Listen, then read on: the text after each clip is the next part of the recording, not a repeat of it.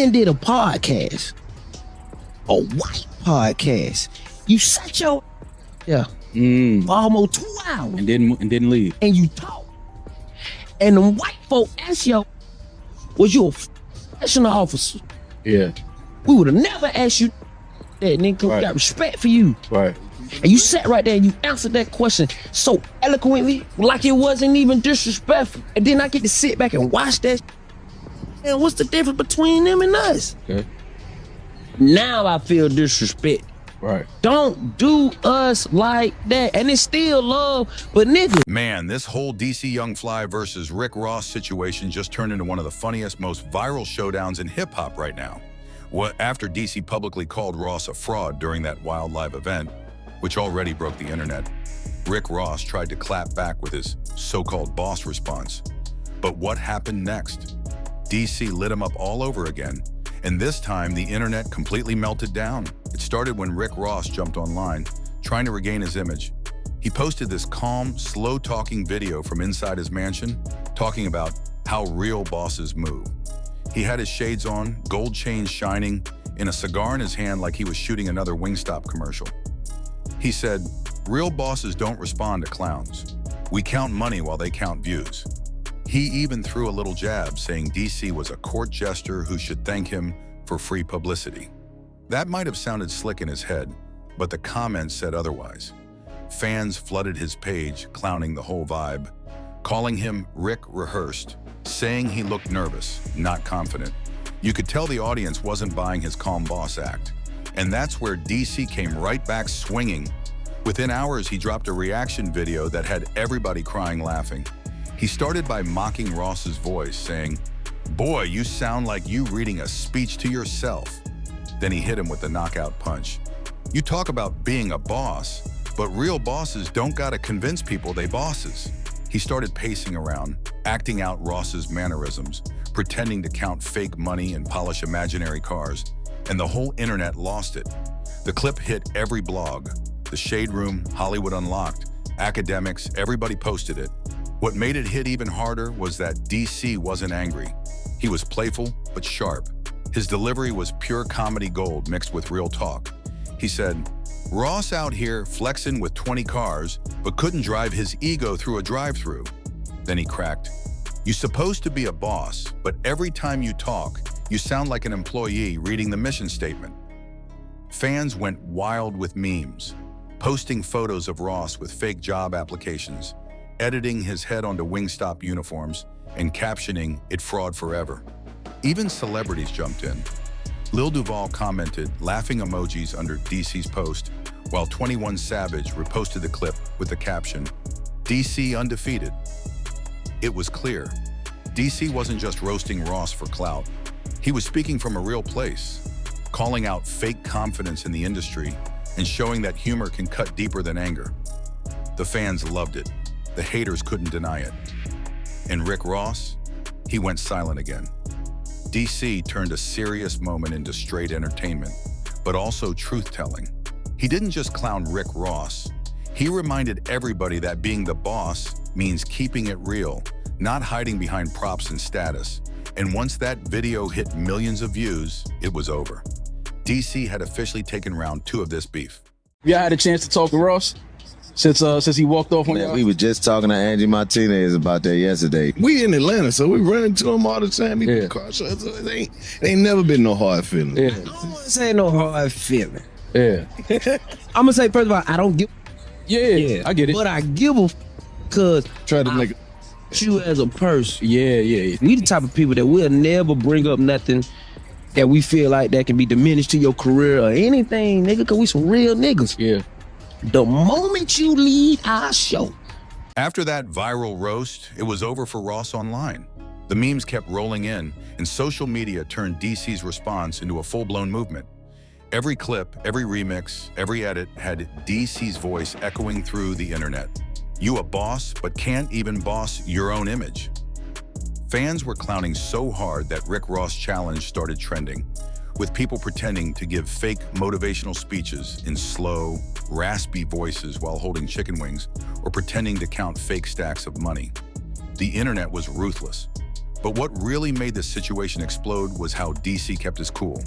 He didn't go off emotionally, he played it smart. Instead of arguing back and forth, he let comedy do the talking. He dropped another video the next day, sitting on a couch with sunglasses on, pretending to be Ross again. He said, "Every time I see DC, I see a hater," mimicking Ross's deep voice, then laughed and said, "Nah, every time we see you, we see a liar." The clip went mega viral again, millions of views in hours. At that point, the public had fully picked sides. DC was the people's champ, funny, authentic, and quick with his words. Rick Ross, on the other hand, looked like a man trying too hard to prove something. Fans started resurfacing old clips of Ross contradicting himself. Interviews where he bragged about his wealth but couldn't answer basic business questions, or moments where he switched stories about his come-up. DC's comments didn't just hit, they exposed cracks in Ross's image. Even radio shows started talking about it. The Breakfast Club ran a full segment saying DC won the internet, and that Ross's boss persona was starting to sound like an act. Charlemagne said it straight. DC did what nobody else could. He made Rick Ross look human. And that's what fans connected with. DC wasn't out here trying to destroy Ross. He was just saying what the public already felt, but didn't have the platform to say. The real twist came when a few people close to Ross allegedly reached out to DC privately, asking him to chill before it got too far. But DC didn't fold. On another live, he said, "If you don't want smoke, stop acting like you want smoke. I'm a comedian, not a yes man." That confidence right there. It's why people respect him. He's not afraid to go toe-to-toe with a millionaire and still come out looking like the bigger man. By now, DC's fraud comments became legendary. It wasn't just a diss, it became a statement. Every post Ross made after that got flooded with the same word, fraud. You could feel it. Ross's image took a major hit, and no amount of boss talk could fix it. The people had spoken, and DC had officially flipped the narrative in his favor. I came on Face, homie, to show love. And don't make it like I walked off on you. I left early. Rose had some other things to do too. But guess what? I came for free, nigga. I wasted that nice Gucci jacket on that look, man. I couldn't even really wear my Gucci jacket again. But my nigga, I did it for love. And next time I come for free, at least have me some lemon pepper Wingstop at that. Heard me? But I came for free. I ain't charging you. You feel me? Don't talk about Rose other business. I came and did that. But this story didn't stop at just social media. It spilled over into hip-hop media, podcasts, and even live shows. Everywhere DC went, people asked him about Rick Ross. And you know DC, he wasn't running from it. During one of his comedy shows, he joked, "Rick Ross said he's a boss, but I heard he got a curfew." The crowd lost it. People were standing up, cheering, recording the whole thing. Clips from that night went viral too, with fans saying DC just retired Ross from ever trying to act untouchable again. Meanwhile, Rick Ross tried to save face by doubling down on his image. He posted himself on private jets, feeding bison at his mansion, talking about generational wealth. But instead of impressing people, it just added fuel to the fire. The comments were brutal. "You feeding cows but couldn't feed that response." And "Where's DC? We need another episode." Ross couldn't post anything without DC's jokes following him like a shadow. Even other celebs couldn't resist joining the fun. Kevin Hart reposted DC's video with the caption, "This man don't miss." Lil Duval said, "DC got Ross looking like a motivational speaker for frauds." Even 50 Cent threw in a jab, posting a meme of Ross with the caption, "You can't be the boss if you're scared of comedy." Once 50 gets involved, you already know it's bad. At this point, the internet was officially against Ross, but DC didn't let the fame get to him. He said in one interview, "It's all love. I don't hate nobody, but if you fake, I'ma call it out.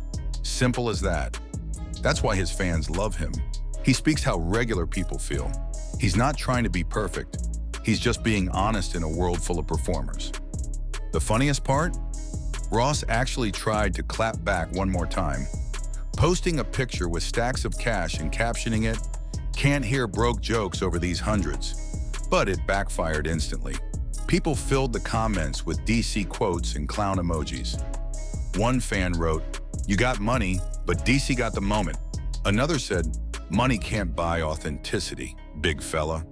The ratio was brutal. Over 100,000 comments, most of them roasting Ross. At that point, even people who weren't DC fans were respecting the win. He didn't need money, fame, or status to take down a self-proclaimed mogul. All he needed was truth and timing. The whole situation became a lesson in humility. It showed how one viral moment, if backed by honesty, can knock down an entire persona. And DC Young Fly did it with nothing but jokes and confidence. Now, a few weeks later, the dust still hasn't settled.